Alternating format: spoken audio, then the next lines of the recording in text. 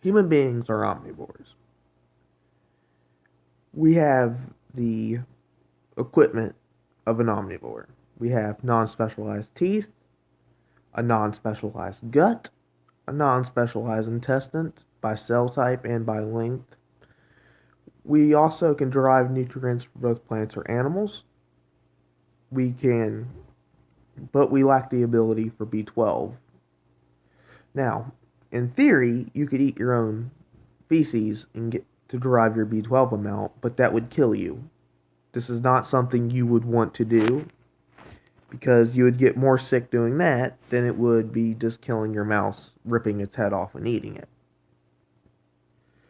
Which is surprisingly what a lot of great apes actually do in the wild. You can also get it from crickets, grasshoppers, ants, termites. You know, if you really, really don't want to go kill that rabbit, there's your choices if you want to survive on basically nothing but plant material and absolutely no supplementation. Now, on the flip side, I can go over to the Arctic, and as long as I eat a bunch of organs like hearts, livers, lungs, pancreas, things like that, I could survive on eating nothing but seals, whale, and polar bear. Just a thought. Another thing human beings can do is we're long distance runners. We have the body plan and the ability to outrun almost any animal. Not by speed, just by distance. If I wanted to go and kill a deer, the only thing I would really need to be able to do is run. That deer is going to die of exhaustion way before I even feel tired in a jog. Just keep on running it, finding it, running it, finding it, finding it, running it, not letting it take a break. It will drop dead within a day. Then what do you do?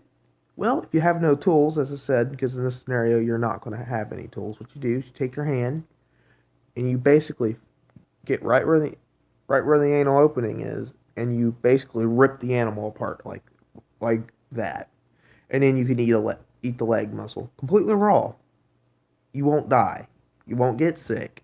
You won't. These are you won't because human beings can surprisingly handle fresh meat very well. And the whole argument about us not salivating on roadkill, most carnivores will not eat something that's already been dead and laying around. That's scavengers.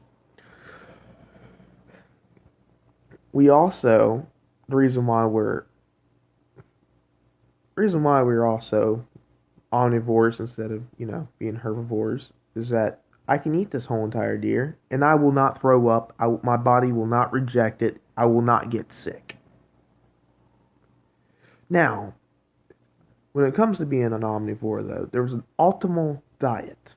We've known this for years. We can find out what it is. We can supply it.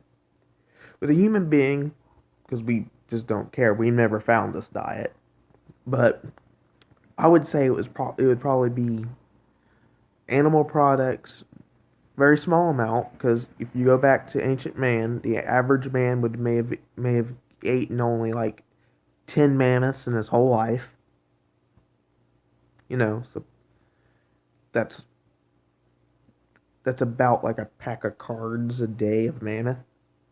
You would have to kill a lot of mammoths more than that, but I'm just saying the average person would only eat about 10 mammoths in their lifetime and would survive mostly on plant matter. That sounds about right, actually, for your dietary needs.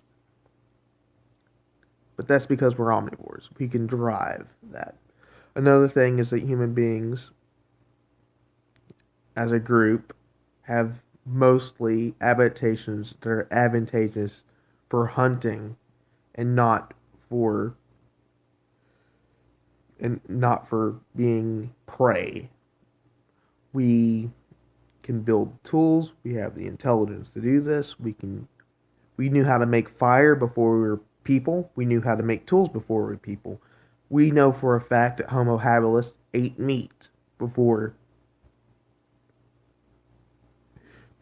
there were even people. If Homo habilis did it, most likely every great ape can. Heck, even chimps eat other monkeys. This is running a little bit long, but yeah, this is evidence that I'm just putting out there. Have a good day.